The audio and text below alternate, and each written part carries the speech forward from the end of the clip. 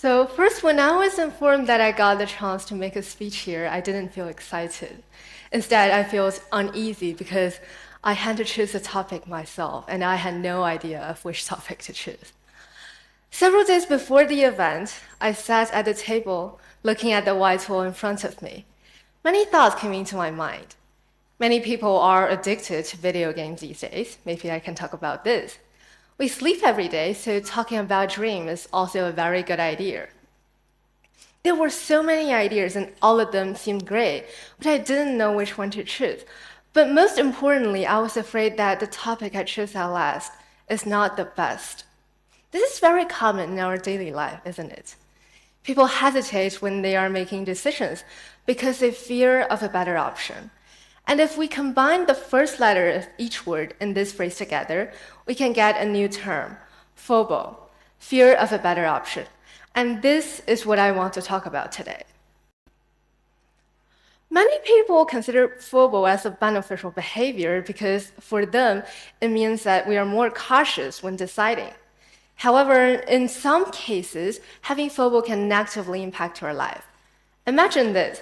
Now your teacher assigns you a task and you need to work in groups. Now you have two groups to choose from. Most members in the first group are your friends, while most members in the second group are those excellent students. Which one will you choose? I'm not talking about the answer of this question. I'm talking about if someone has FOBO, they tend to spend a lot of time considering this problem.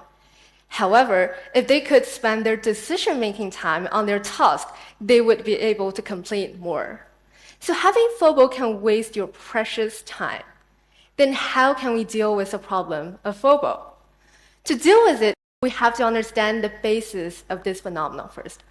Some psychologists believe that when it comes to decision-making, people can be divided into two groups, maximizers and satisfiers. If someone is a maximizer, this means they tend to consider a problem based on the long-term benefits. However, if someone is a satisfier, they pay more attention to what they can get right now. If a maximizer wants to buy a car, they might compare the money they spend buying the car and the money they can get if they sell the car a few years later. However, a satisfier will not think that much. They pay more attention to whether they like the car and whether they can afford the car. So you might think maximizers got more in the long term, so they must be happier. However, the fact is quite the opposite. According to a survey done by Florida State University, maximizers are more likely to be unhappy with the choices they make. From this, we can see that because of the excessive considerations maximizers have, they tend to fear more when they are making decisions, which means that they have FOBO. Even if their results are great, they might think that some other options might be better than the current one.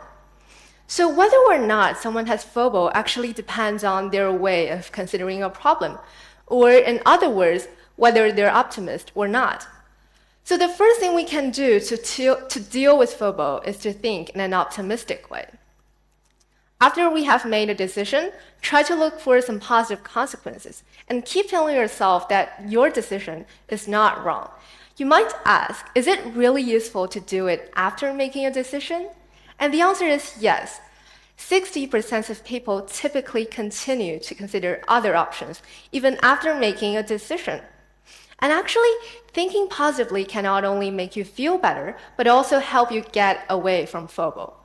Without thinking about the positive consequences of your decision, people who have FOBO tend to regret their decisions because they think other options are always better, right? This gives them fear when they are facing decision-making next time. However, if we could continue thinking positively, such things will not happen on us. I know this way is not suitable for all the people here, so here's another way. It's an alternative that can also be used to deal with the problem of FOBO, and that is to determine the stakes before making a decision. Then you only need to face 3 types of decisions in life: those with no stakes, low stakes, and high stakes. Decisions that do not have a stake are those minor details in life. You might forget your decision just a few hours later. In this case, you can flip a coin and let the opposite side decide which one to choose. Or in most cases, you don't have a coin, you can also use your watch to help you decide. If the second hand of your watch is on your right, then it means option A. And if the second hand is on your left, then it means option B. So take an example. I'm now struggling with choosing either eating noodle or rice for dinner. And I'll let option A to be I will eat noodle and option B to be I will eat rice. And now the second hand is on my left, so tonight I will eat rice for dinner. And for the low-stakes decisions, there are some potential consequences if you choose one way and not the other, but the negative consequences are acceptable for you.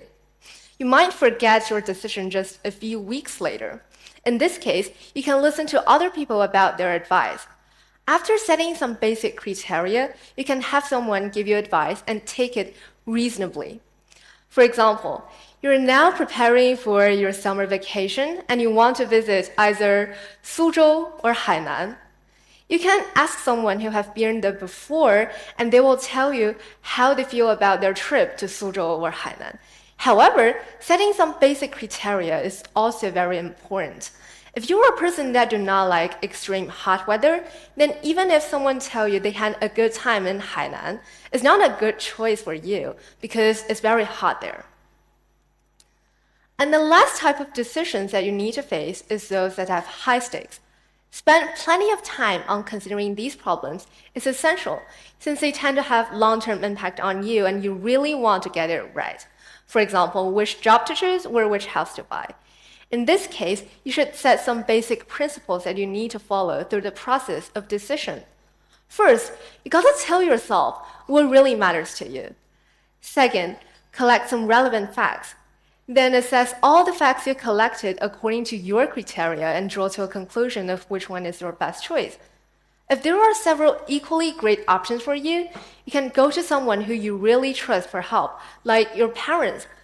Listen to their suggestions and let them tell you why they think so. If you can follow these steps, I'm sure that you will be happy with most choices you make, and you will also say goodbye to FOBO. Thank you.